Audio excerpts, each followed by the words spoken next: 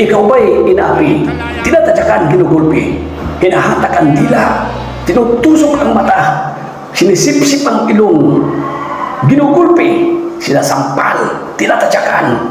Huwag mag-alala dahil narito na ang inyong kakampi. Isumbong mo kay John Biton. Take with position, my sound at the world as the number one. If a sound one, they tell them push up it and lick a lion, kill them like we kill Babylon. Hello mga kapatid, magandang umaga sa inyo lahat. Kaya kung gusto niyo magsumbong kay John Biton, pagdating sa kanyang opisina, mamimigay siya ng tilapia. Ito yung pamimigay ko ha. Ito yung pamimigay ko ha. Ayan o. Pwede. Yan. Kita mo? Nakita niyo ba? Yan ang pamimigay ko. Yan o. Kaya magsumbong na kay John Biton. Ang kanyang opisina nasa loob ng ilong niya. Ha? Bye.